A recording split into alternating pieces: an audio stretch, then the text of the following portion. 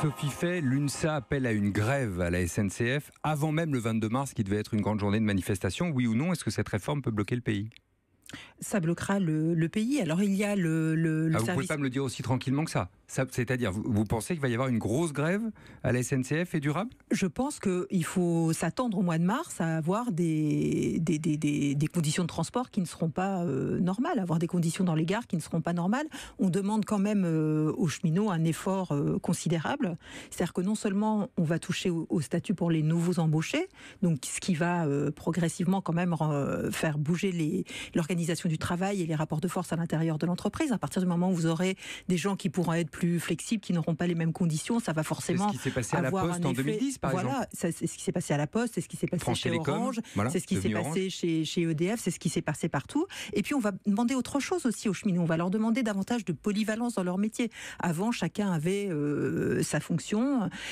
Si on s'occupait des rails, on s'occupait des rails. Si on s'occupait des caténaires, on s'occupait des caténaires. Et s'il fallait toucher à la fois aux rails et aux caténaires, il fallait 2 personnes pour le faire. Là, ça va changer tout ça. On leur demande quand même une réorganisation profonde. Donc, c'est normal qu'ils se mobilisent et c'est normal qu'ils montrent leur... Donc, vous dites grève probable ? Oui, grève Ma probable. question, c'est est-ce qu'on peut vivre un blocage général du pays comme on l'a vécu ? Alors en 2010, dans une moindre mesure, parce que le service minimum a été institué, mais en 95 par exemple ? 95 non, parce que on a fait cette semaine dans l'Obs un papier justement où on a comparé les conditions aujourd'hui 2018 et 95 et qu'est-ce qui avait changé. Bon, on n'est plus du tout dans le même contexte, y compris dans l'entreprise qui elle-même s'est déjà beaucoup transformée.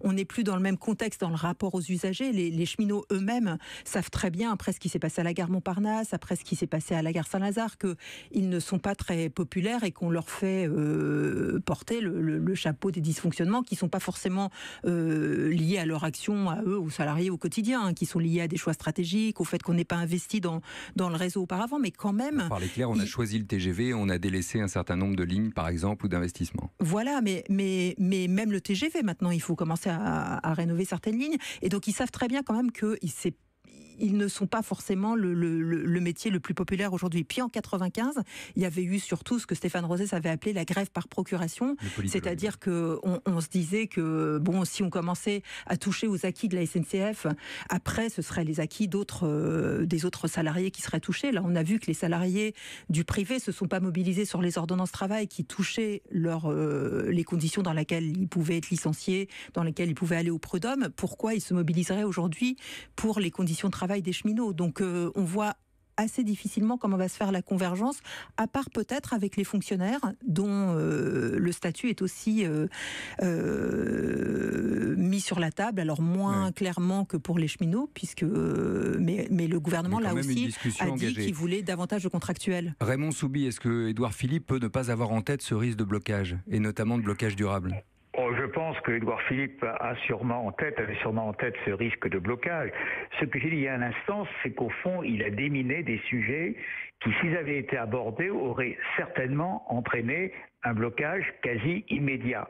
Là, les sujets sont plus généraux, on n'en voit pas exactement le contour. Et pour reprendre ce que disait Sophie Fay, est-ce qu'il y a un risque de mouvement à la SNCF? À mon avis, il n'y a pas un risque, il y a une certitude. Parce qu'il n'y a pas d'exemple dans l'histoire de l'entreprise qu'il n'y ait pas eu quelques jours de grève lorsque des mesures la concernant ont été annoncées. Quelques jours de grève, c'est pas la même chose que 3 semaines comme en 95, par exemple. 3 semaines dures, 6 semaines en tout, 3 semaines dures. Des mots d'ordre de grève, et il y aura des perturbations, c'est tout à fait clair. Bon, est-ce qu'il y aura un phénomène comme 95, je ne le crois absolument pas, pour les raisons qu'a dit Sophie Fay. Je rappelle d'ailleurs qu'en 95 également, il n'y avait aucun projet de réforme. Alain Juppé avait dit qu'il envisageait de réformer le régime spécial des retraites. Il n'en disait pas plus. Et sur cette seule crainte qu'il y a eu, non pas un mot d'ordre de grève des syndicats, qui n'était que de 24 heures, mais une mobilisation de tout le corps social de l'entreprise. Est-ce que là, il y a un risque de mobilisation de tout le corps social de l'entreprise? C'est la question que je vous pose, oui. Oui, pour quelques mouvements, sans doute. Pour quelques jours, vraisemblablement. Pour un mouvement de longue durée, à ce stade, je ne le crois pas.